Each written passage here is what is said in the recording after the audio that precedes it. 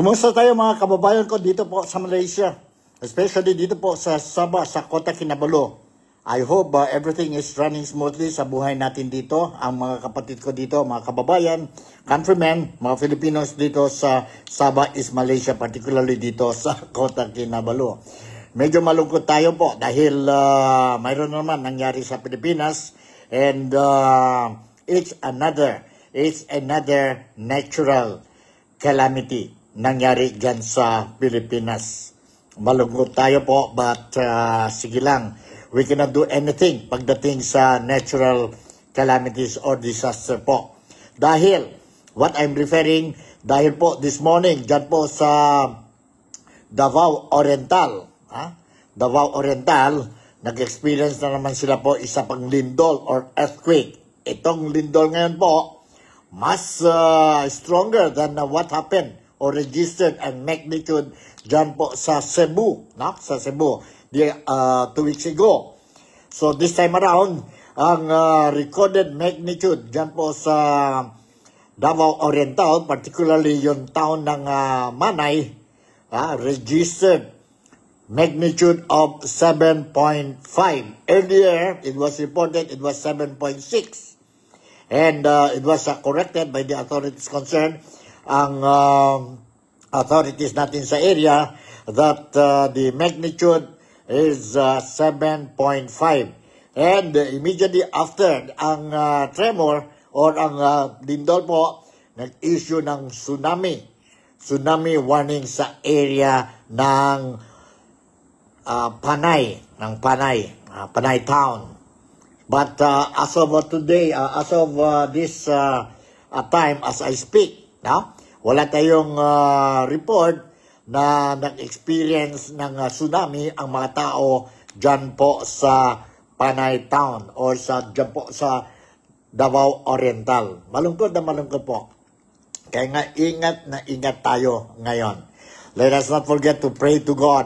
Pray to God to keep tayo, mga tao, mga Pilipino sa Pilipinas. At saka ang bayan natin po, ang dami tayong problema. Let us pray to God to always be on our side and protect us in all aspect. So sana naman itong mga masamang tao dyan sa Pilipinas, sa Pilipinas, mga kababayan natin, sana po they will also realize and that what they're doing is wrong. Baka who knows, galit na ang Panginoon natin. Baka galit na ang Panginoon natin, and this is the reason why we are experiencing this kind of calamities. Just imagine na experience tayo and we are still expecting storms to be visiting the Philippines until end of this year. Kasi typhoon season na ngayon sa Pilipinas. See? Sana lang ang mga typhoon na darating dyan po sa Pilipinas, it will not be so strong to the extent na we are going to experience or see people dying. More properties damaged as a result of the typhoon. Saka tama na siguro po itong mga lindol, itong mga earthquake po. Dahil kawawa talaga mga tao po whenever we experience this kind of natural calamities. Ito ang mga typhoon natin, mga baha natin, flash flood natin po. Bakit na mayroon tayo ng flash flood? Dahil ito na po. Dahil sa corruption sa atin, sa Pilipinas. Instead, we will not be experiencing itong sabihin natin mga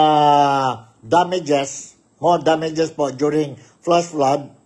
But dahil hindi na kompleto ang mga flood control projects natin sa Pilipinas, nandito na po. This is what is happening sa atin, ang buhay natin sa Pilipinas.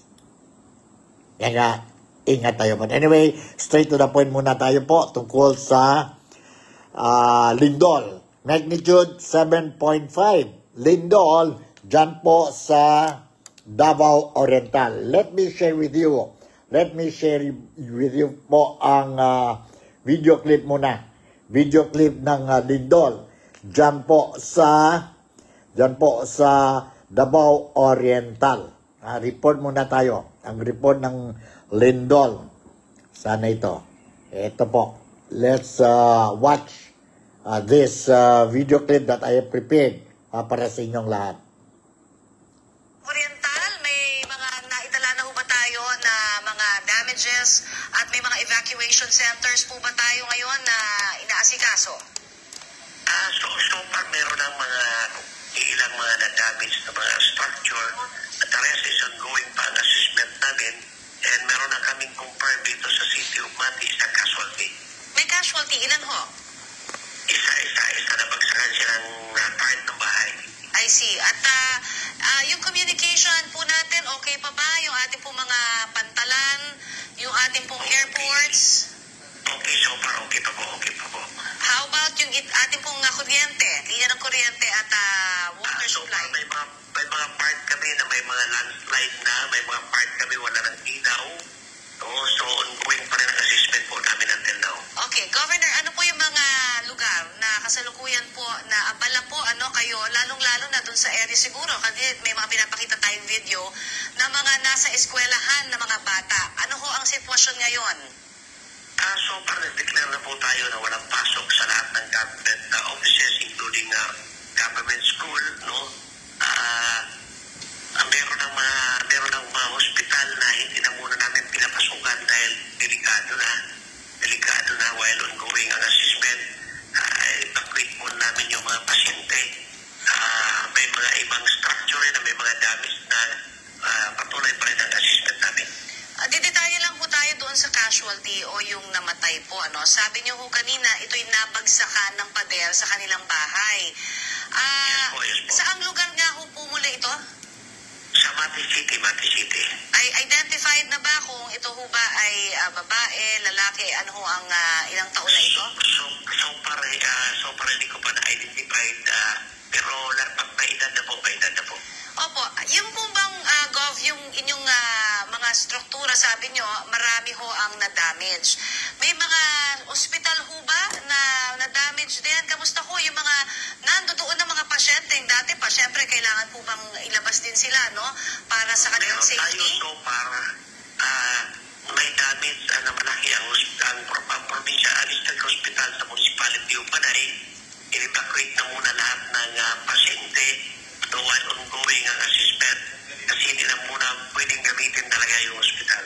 I see. Pero yung mga dumarating ho, ngayon, marami-rami na ho bang dumarating? May mga nasugatan ho ba na idinala ho sa mga hospital?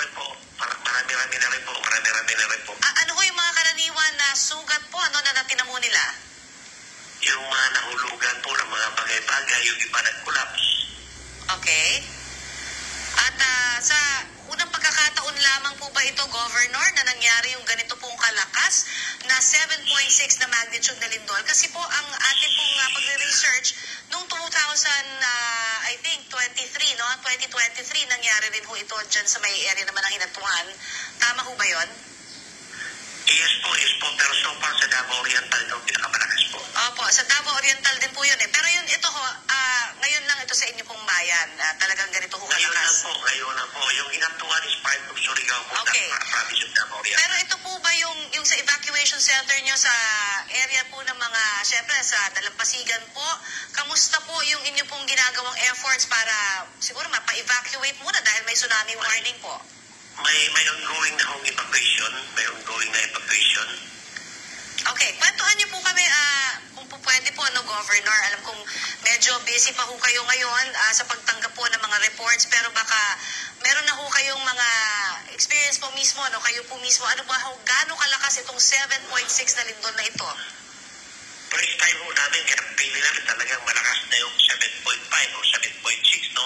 But anyway, ongoing po ang assessment namin, tatawag na po ako later on. Alright, hindi na ho namin kayo sustorbuhin at magpapasalamat po kami at magdarasal sa inyo pong kaligtasan lahat dyan sa Davao Oriental. Thank you.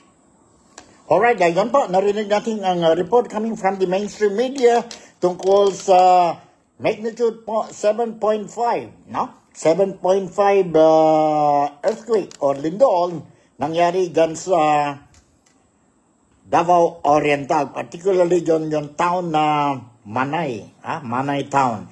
Manay Town, they have a population of, if I'm not mistaken, mga 40 to 50,000 people, no? Families. And mayroon sila total of, if I'm not mistaken also, correct me if I'm wrong, mayroon sila total of 17 barangays. It is a coastal area. Kaya nga po, immediately, yun may lindol, immediately, they monitored ang possibility of experiencing tsunami, and the people immediately was informed or alerted on a possible tsunami, no? Tsunami. But so far, as of this time, as I speak, no? No registered tsunami dyan po sa Davao Oriental. Sa Davao Oriental. Kaya nga, malungkot tayo to know that initial report of fatality, mayroon isa namatay po. But hindi pa natin alam, according to the governor, we just heard ang interview kay Governor Dayang Haring, no? Na mayroon ng isang fatality, but we don't know whether it is a male or a female, no?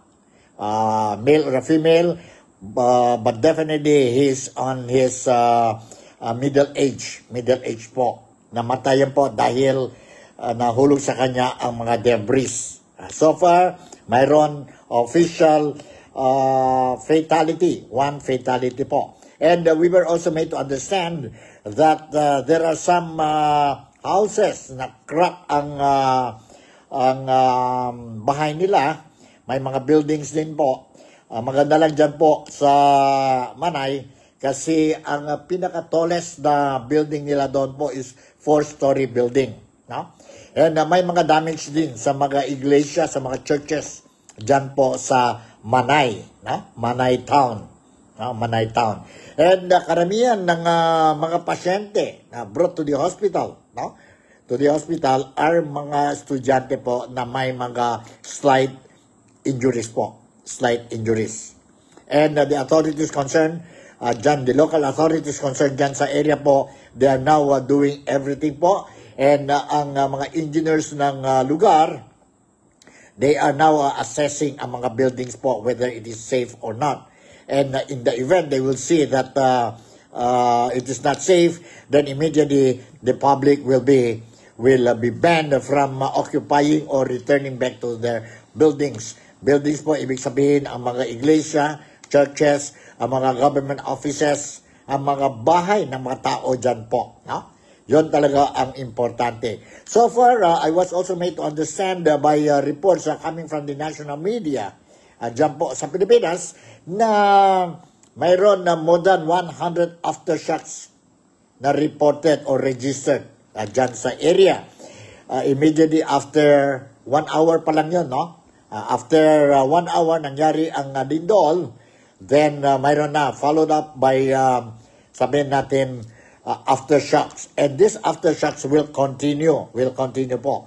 But based on statistics, ang aftershocks will always be, let's say kung mayroon tayo 7.5 magnitude, ang aftershock can be as high as only 6.5 and down. 6.5 and down po. No? It will not be the same strength of the lindol of 7.5. Earlier, as what I said, it was reported 7.6, but it was officially rectified and announced that the lindol is magnitude 7.5 and not 7.6. Other media outlets are reporting 7.4, no? So within that range lang yan po, because immediately after the breaking news po, no? Nangyari ang insidente, hindi pa tayo agad-agad nalaman kung how strong is the earthquake. So it was now officially announced as magnitude 7.5. 7.5. Sana lang po mga tao dyan sa area, affected areas po, no? They are safe and walang iba pang mga damages, serious damages po dahil as a result of the lindol. Meron pa tayo dito mga iba-iba pang reports, no? Kanina I shared with you ang report statement coming from the governor of Davao Oriental, si Governor Dayang, and this time around, ano ba ito? I'll see, mayroon tayong dito report or footage from the civil defense sa area po. Nandito po. Earlier reports, no? Earlier reports ito. And nandito. Let's watch and listen to this report coming from the civil defense authorities po. So, Eastern Samar, Dinagat Island, Davao Oriental, Southern Leyte, Surigao del Norte, Leyte, and Surigao del Sur. So, owners of boats in harbors and those in the coastal areas of those above-mentioned provinces should secure their boats and move away from the waterfront. Boats already at sea during this period should stay offshore in deep waters until further notice. So as we speak, information from PHIVOLCS state that the first wave is expected between 9:43 up to 11:43 a.m. So we urge everybody to cooperate and execute evacuation procedures. So these are the initial information that we get.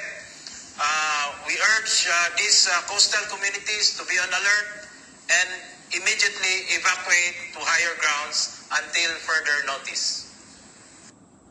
Alright, yun po ang warning issued by the civil defense based on the advice coming from PhilVoc, no? Coming from PhilVoc, and the earthquake strike at exactly 9:43 a.m. this morning. 9:43 a.m. this morning, and registered magnitude is 7.5. So far, mayroon tayong one fatality o isa namatay po, no? And damages, they are still assessing ang local authorities in the area, and wala pa tayong news regarding this. Although ang NICTOC, the Talk with Nico, will keep on closely monitoring ang mga informations, detalles po coming from the authorities concerned sa mga affected areas, so that mga Filipinos, kababayan ko dito po sa Malaysia, dito po sa Sabah, particularly dito po sa Kota Kinabalu, who might have some relatives dyan po sa Manay, Davao Oriental and nearby areas affected yun po, no?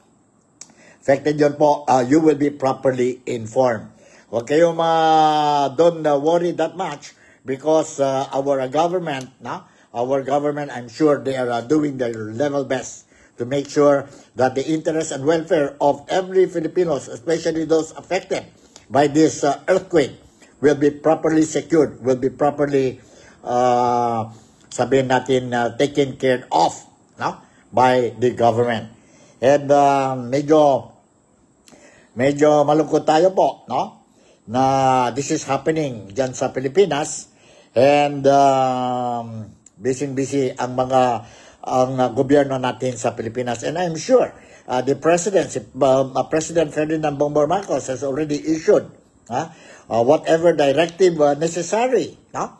Sa mga kabinete niya po, concerned or involved or has something to do with calamities such as itong earthquake, no? Itong earthquake. And definitely, I'm sure, ang team naman ng Vice President natin, si Inday Sara Duterte, is always ready and on the move, no?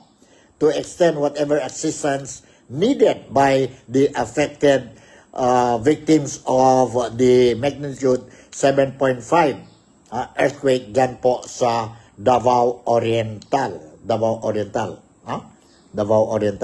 And let me share with you another video clip, no?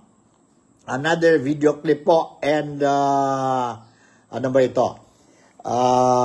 You will this video clip will inform you more details, will give you more details on the early minutes, hours of the Lindol. Nandito po. Let's watch and listen to this interview carried out by DZMM, if I'm not mistaken, no? DZMM, because I was really monitoring immediately seconds after I received the information that my 7.5 Lindol dyan po sa Davao Oriental.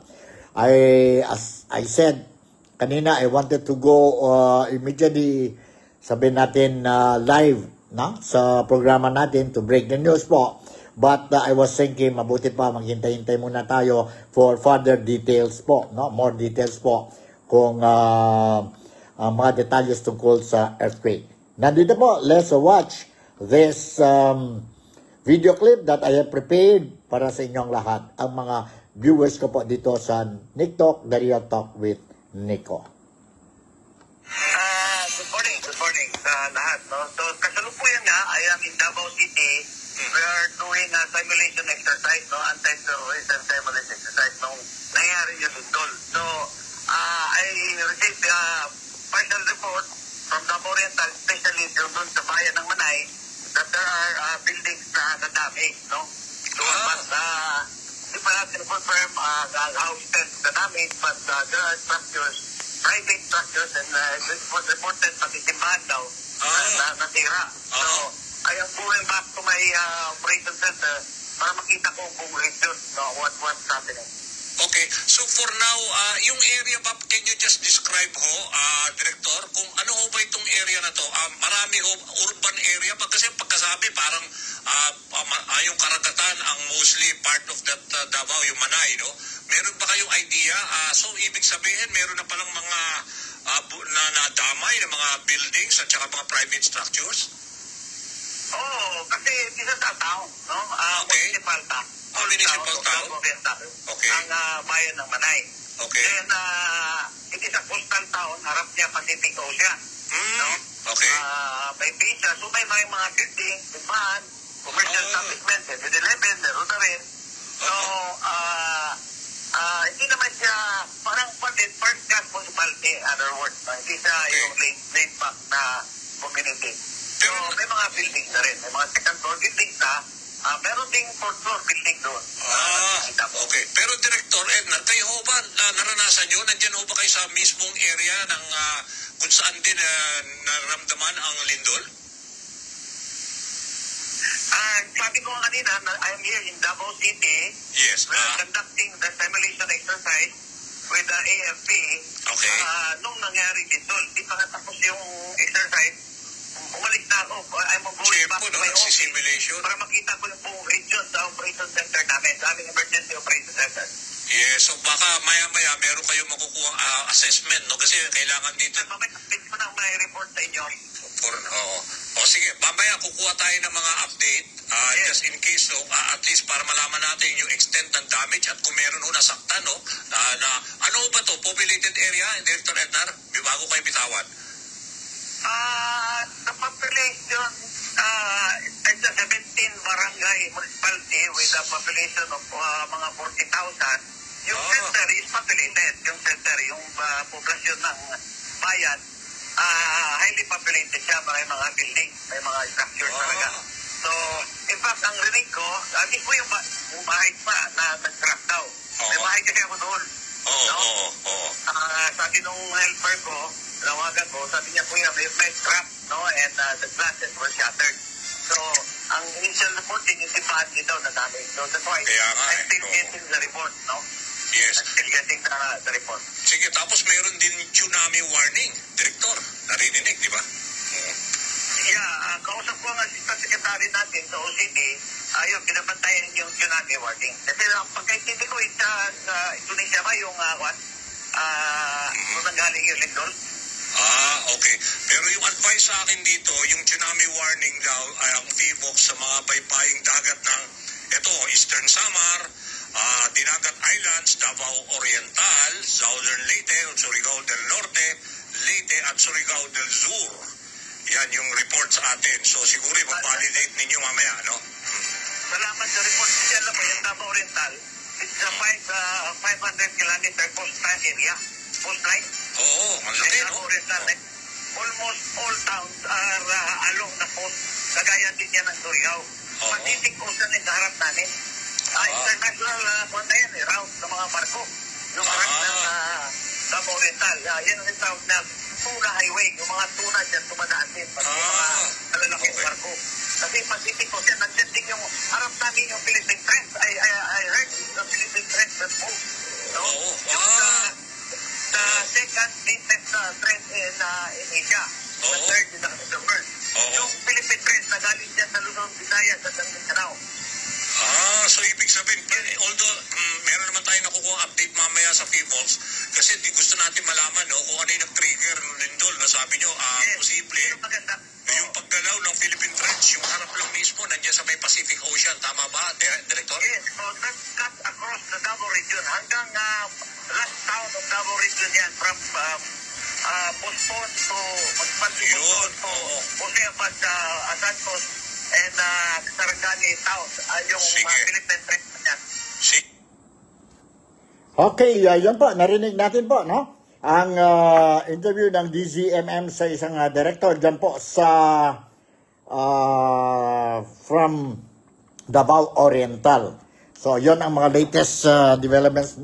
Mayroon tayo tungkol sa sabihin natin information regarding the 7.5 magnitude lindol or earthquake na nangyari kanina mga 9:43 a.m. This morning po, no?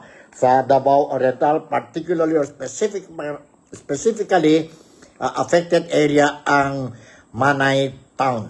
Ang Manay Town po, no? Ang Manay Town. So, hindi pa natin alam kung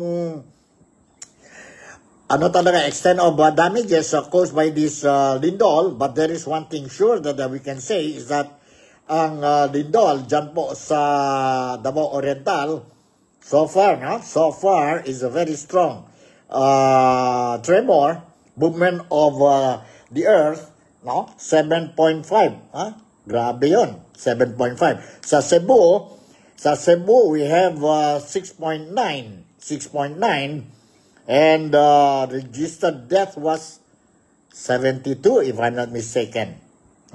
And dami mga damages po. So, itong Manay Town, it's a coastal town po, no? They have a total of, if I'm not mistaken, 17 barangays po. Now, mabuti lang po, walang tsunami. Walang tsunami hanggang ngayon po. I hope we will not experience a tsunami anymore. But so far, tuloy-tuloy pa rin ang sabihin natin ang mga aftershock. Aftershock dyan po sa Panay Town, dyan sa Davao Oriental. So let's pray for the safety of all the victims of this lindol, of this earthquake po. Sana po tama na itong mga natural calamities, natural disasters that we are experiencing dyan sa Pilipinas. Grabe na ang sitwasyon sa Pilipinas. Mayroon pa tayong man-made calamity, man-made disaster, which we call it itong very big flood control project scandal po, which involved millions, billions, if not trillions of taxpayers' money. Kaya nga, galit na galit ang mga tao dyan sa Pilipinas. Hindi lang mga Filipinos dyan sa bayan natin, but kami din po dito sa Malaysia, mga Filipinos, mga overseas Filipinos, as well as other overseas Filipinos sa ibang parte ng mundo. Galit kami po dahil pera namin nawala. No? Pera natin nawala po. No? Pera natin nawala. Yon ang man-made disaster that we are also experiencing ngayon sa Pilipinas. Today is Friday, no? Today is Friday, October 10. Today is Friday, October 10. And kahapon was Thursday, no? Kahapon was Thursday, and nag-experience din ng lindol, dyan sa La Union, sa Pilipinas. And it was recorded a magnitude of 4.4. 4.4, it doesn't bring serious damages po. But there will be moving of the earth, no? Moving of the earth, moving of the soil. But magnitude is only 7.4. But anyway, natakot din ang mga tao dyan po sa La Union and other areas, nearby areas, kagaya ang Baguio, ang Benguet. Huh? Now, let me share with you itong footage that I have, again, prepared for all of you po, para you will see, you will see, ang sabihin natin, ang sitwasyon talaga dyan po sa La Union. Dyan po sa La Union. I-check muna tayo itong ano natin. Itong video natin. Medyo nag-lindol din dito sa atin. Lindol. Anyway, nandito po. Let me share with you another video clip. Ang lindol dyan po sa La Union. Dyan po sa La Union. You hold on. Anong number ba ito? Ang Q natin is 3.03. Let's watch and listen to this report. A strong earthquake struck La Union, including the city of Baguio on Thursday, forcing people to stream out of buildings and homes and schools to cancel classes. Panic shoppers and sellers also bolted out of the shopping center in San Nicolas, Sinaguo when they felt the ground shake. CCTV also captured residents rushing out of their homes in Barangay Poblacion, Cubao, La Union. Fearing aftershocks, residents stayed outside for some time before returning to their homes. The tremor was also felt in the municipality of Pugo. Goods from this retail store fell off the shelves while residents can be seen leaving their houses. According to the Provincial Disaster Risk Reduction and Management Office, there were no reported injuries or damages, but many experienced panic attacks. Kasi nag-request po ang mga district hospitals ng mga additional beds, and agaran naman po nating naibigay yung mga request nila na karoon ng additional beds since doon nga nagpunta yung mga students na nagpanic attack. The jolt was also felt in several towns in the neighboring province of Benguet. Residents in Baguio City also feared for their safety, with at least one homeowner describing the tremor as brief but strong. Akala namin may natumbalang na truck kasi nga along the road kami. Tapos, mabilis lang siya, parang 18 seconds lang ata, pero malakas pa. Tapos hindi ka makakatayo agad kasi nakakanginig ng tuhod.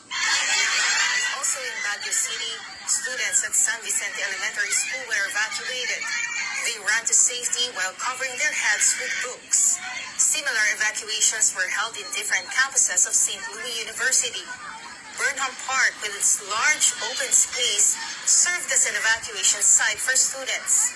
Employees and patients also exited buildings at DOH Cordillera and Baguio Medical Center. There were no reported injuries in Benguet. According to FIVOX, a magnitude 4.4 earthquake struck at around 10:30 Thursday morning in Pugo, La Union at a depth of 23 kilometers. Hindi po tayo nag-expect ng damage dito and hindi po din po tayo nag-expect na aftershocks. Kapag intensity 4 po tayo ay hindi naman considered yan as destructive.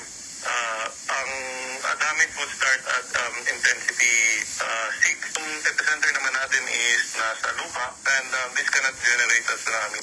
The strongest jolt, intensity 4, was recorded in Pugo and Tuba, La Union and in Baguio City. Intensity 3 was recorded in Itogon, Benguet, Villasis, Pangasinan, and San Fernando, La Union. Classes were canceled in all affected areas. The tremor hit just 10 days after a powerful quake killed more than 70 people in northern Cebu. April Grafales, ABS-CBN News. The installation of the new chief. Alright, yun po, narinig natin ang insidente din po, ang tremor or earthquake nangyari dyan po sa La Union and some nearby areas, kagaya ang Benguet at saka ang Baguio City. Ang Baguio City po. So, that's what really happened Thursday, no? Thursday morning dyan po sa La Union. Anyway, let me read you a story regarding itong 7.5 magnitude which struck, no? Which happened dyan po sa Davao Oriental. Nandito po ang detalles and I'm getting it from the mainstream media sa Pilipinas, ang Philstar newspaper. Nandito po. A powerful magnitude 7.5 earthquake struck offshore Davao Oriental on Friday, it means today, at 9:43 a.m., prompting the issuance of a tsunami warning for affected coastal areas. PhilVox said the earthquake's epicenter was located northeast of Manay Town in Davao Oriental. The quake occurred at a shallow depth of 10 kilometers beneath the seabed. It means sa dagat yun po. The agency initially reported the earthquake as magnitude 7.6 but later revised this in a subsequent bulletin to be 7.5. The earthquake was strongly felt across multiple provinces with intensity 5 shaking reported in Davao City and intensity 4 in Bislig City, Surigao del Sur. Instrumental readings recorded intensity 5 tremors in several areas including Hinunangan in southern Leyte, Gingoog City in Misamis Oriental, Nabunturan in Davao del Oro, Davao City, Santa Maria in Davao Occidental, Kidapawan City in Cotabato, and multiple municipalities in Sarangani and South Cotabato provinces. Intensity 4 shaking was recorded across a wide area spanning Cebu City, parts of Eastern Samar and Leyte, Southern Leyte, Bukidnon, Cagayan de Oro City, Davao del Sur, Cotabato, Sarangani, South Cotabato, General Santos City, Sultan Kudarat, Agusan del Norte, Surigao del Norte, and Surigao del Sur. A tsunami warning has also been issued by PhilVox to coastal communities regarding potential tsunami waves. PhilVox is warning of destructive tsunami waves with life-threatening heights. Based on the local tsunami scenario databases, affected areas are expected to experience wave heights of more than 1 meter above normal tides, with potentially higher waves in enclosed bays and straits. The first tsunami waves were forecasted to arrive between 9:43 a.m. and 11:43 a.m. and these waves may continue for hours. Residents in coastal areas of the following provinces are strongly advised to move further inland or to elevate areas. Itong mga areas po, Eastern Samar, Southern Leyte, Dinagat Islands, Surigao del Norte, Surigao del Sur, and Davao Oriental. Boat owners in harbors or shallow coastal waters of these provinces should secure their vessels and move away from the water immediately. Boats ready at sea are advised to stay offshore in deep waters until further notice. So, yun po. Yun po ang mga detalles that I would like to inform each and every one of you, ang mga followers ko po dito sa Nick Talk, The Real Talk with Nico. Ngayon po, Friday. Thanks God it's Friday. And I will continue to monitor ang mga latest updates dyan po sa Pilipinas, especially regarding itong earthquake. earthquake na nangyari dyan po sa Davao Oriental. Okay?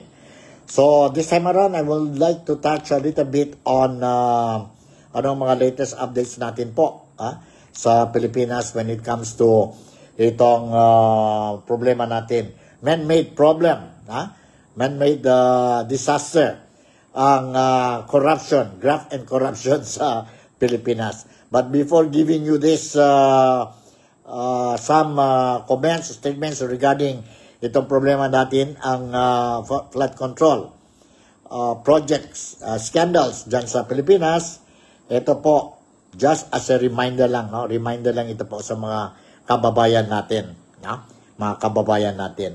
Let's listen to this advice coming from no less than the President of United States of America. To the great people of the Philippines, corrupt politicians are robbing your country. They steal your money, sell your future, and break your trust. But you have the power to stop it. Stand up, be strong, demand justice, take your country back. The world is watching. Be brave. Fight for the Philippines. God bless you all. Yan po. Yan po ang advice ni President Trump sa atin. Sa atin. Sa atin mga Pilipino po. Sa atin mga Pilipino. Ulitin natin. To the great people of the Philippines, corrupt politicians are robbing your country. They steal your money, sell your future, and break your trust. But you have the power to stop it. Stand up, be strong, demand justice, take your country back. The world is watching. Be brave. Fight for the Philippines. God bless you all. All right, yon po, Klarong-klaro, a very clear message. We heard you loud and clear, Mr. President, Mr. Trump, President Trump. We heard you loud and clear. Mga Pilipinos, we are going to have another rally, another rally come Sunday, October 12, yun po, October 12. So kung may time kayo, go out and attend the rally, the rally po. I will give you more details regarding the rally tungkol sa Sunday, sa October 12, and so that you will be properly informed. Mayroon pa tayo bukas, tomorrow is Saturday, and I will give you, I'll try to get more details regarding itong rally po. And of course, there will be another big rally organized by the organizers po, yon nagawa ng rally dyan po sa Pilipinas last September 21. They will be now they are planning na po ang big rally to be held on the last day of November, next month yon po, next month po. Kasi they gave sa gobyerno, from September 21, they gave time for the government to do something, and the organizers, the Filipinos, will be watching kung anong mga steps that the government will be doing to address itong problema natin ng corruption. Sa ikulong, ibalik, ipakita. So it means ikulong, it means send those people involved in this scandal, send them or put them behind bars. It means justice. Kailangan justice. Crime doesn't pay. Ibalik, ibig sabihin restitution. It means return back the things that you have stolen from us. The things that you have stolen from us. Ito mga politicians natin, mga senators, kung totoo naman may involvement sila, return it back to us, mga taxpayers, return it back to us. And the third one is ipakita. What we want from the government is transparency. Ito mga investigations ninyo that you are doing, ang Independent Commission for Infrastructure. They are doing the investigation, the hearing, Sa October 14, mayroon naman silang hearing of which they invited Congressman Martin Romualdez, the former Speaker of the House, Congressman Martin Romualdez. I don't know if he will attend because he said he has to refer the matter, ang invitation po, to the Speaker of the House, si Speaker Faustino D. III, Bojing III. Let's see po if he will be attending. But the thing is that if he will attend or he will not attend, especially if he will attend po, ang mga Filipinos, tayo po, what we want is make it public. Make it public. We want to hear. We want to see ano-ano mga rason. We just don't want simply to take it from the ICI. Because just they said they are going to announce, make public what transpired during the hearing. Now, because of the trust, we don't trust them anymore.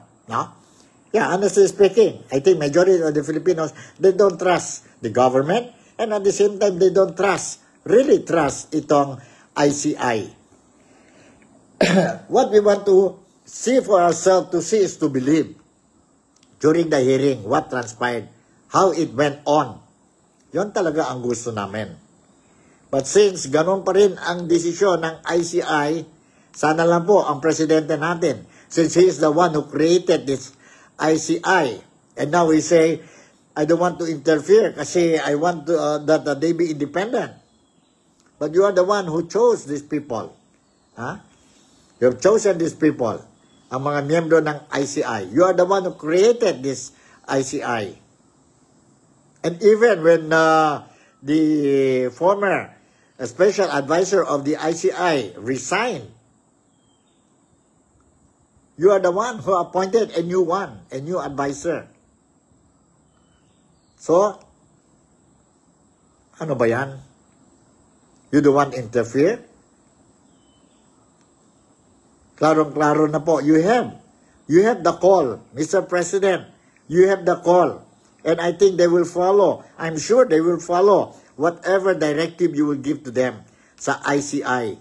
If you say, open it for the sake of the public, so that we'll be able to gain back the trust of the public, open the hearing to the public, then I'm sure they will do that.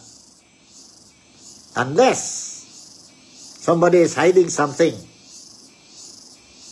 Somebody is hiding something from the public. Yun po. Yun po. So, let's see. But anyway, I'll see what I can do.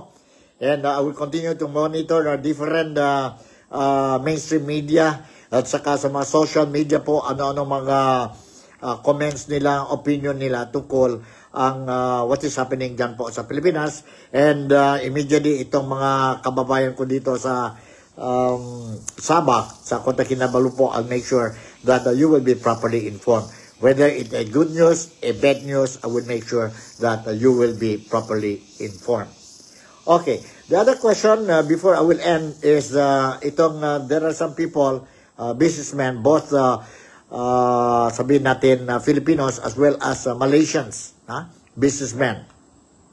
I have a little bit chit-chat with them yesterday, and we were talking about business, trading between Malaysia, Sabah, and the Philippines. In fact, I totally agree with them. I totally agree with them that the trading balance between Malaysia and the Philippines is hindi balance po, hindi balance, Dahil one is because of the exchange rate. The Malaysians or Malaysia is benefiting from this barter trading activities. I'll give you one good example is barter trade activities. Dahil sa exchange rate po, Malaysia is benefiting. Filipinos, traders come into Malaysia, come into Sabah to buy Malaysian goods and sell it in the Philippines. But we don't see more Malaysians, businessmen, going to the Philippines, buying our goods and sell it dito po sa Malaysia and other neighboring countries. So, imbalance yun po. No? And I think the scenario is similar to other foreign countries, not only in Asia, Asian countries, but also European countries. Why? Because nobody wants to really, for me, this is how I look at it. I'm sorry, but for me, this is how I look at it. Foreign investors will not come to Philippines and invest for as long as we still continue to experience itong problema ng korupsyon sa Pilipinas.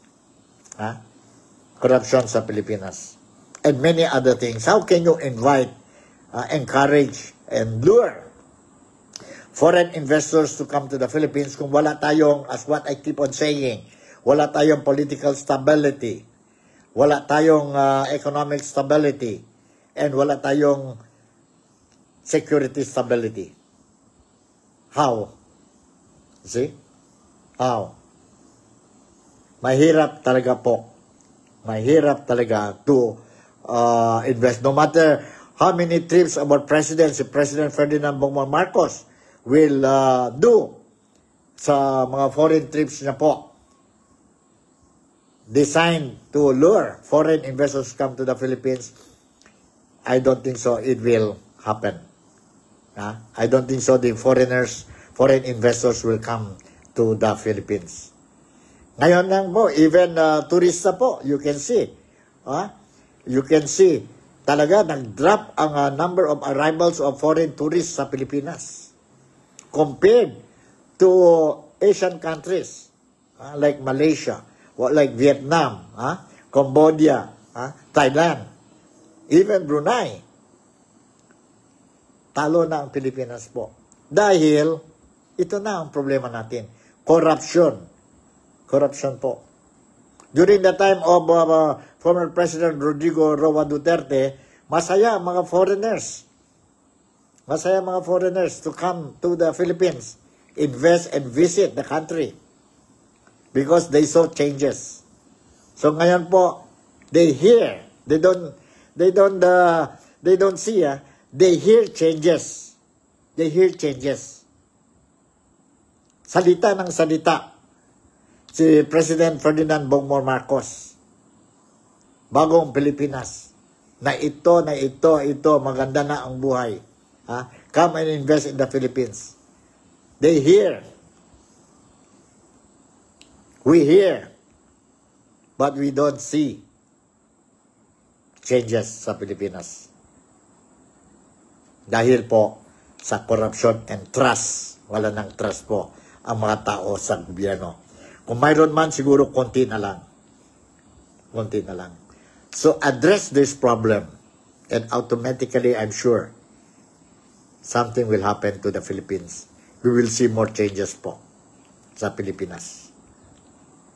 Yan po, that's how I look at it. Every Friday, don't forget mga kababayan ko dyan po sa Pilipinas, dito din sa Malaysia, dito sa Sabah, particularly dito sa Kota Kinabalu, let us wear black t-shirt or white t-shirt or maybe kung mayroon kayong mga white ribbon, kung wala kayong black or white shirt, you can put a ribbon or a handkerchief or whatever po to show to the government of the Philippines, ang administration ngayon ng Pilipinas. Now, we are not happy with what is happening sa Pilipinas ngayon. Ngayon po. And we are hoping that change will come. We are hoping that itong gobyerno natin po will, from words, they will make it converted into action.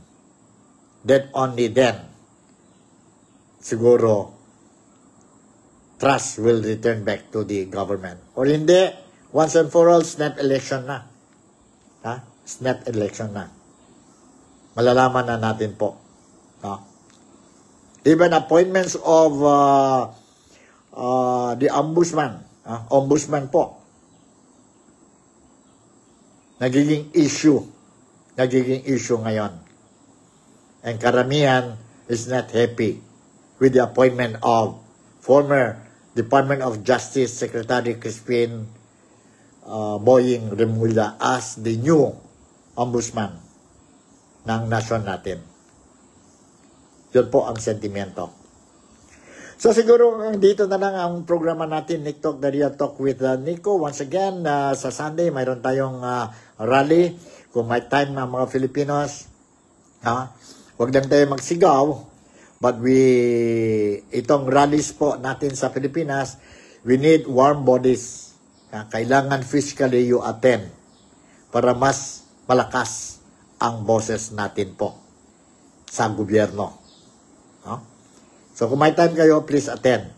Please attend. And mga kababayan ko dito sa Malaysia, keep in touch lang kayo po dito sa Nick Talk, The Real Talk with Nico.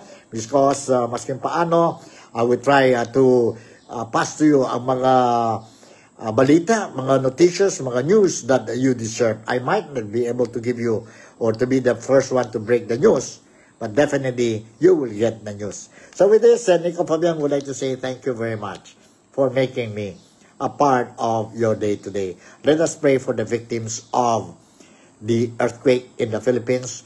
Let us pray for the victims of the typhoon. And let us not forget to pray the rosary sa month ng October. Thank you very much, and I'll see you in my next episode. Malaysia, Sabah, the Philippines, I love you.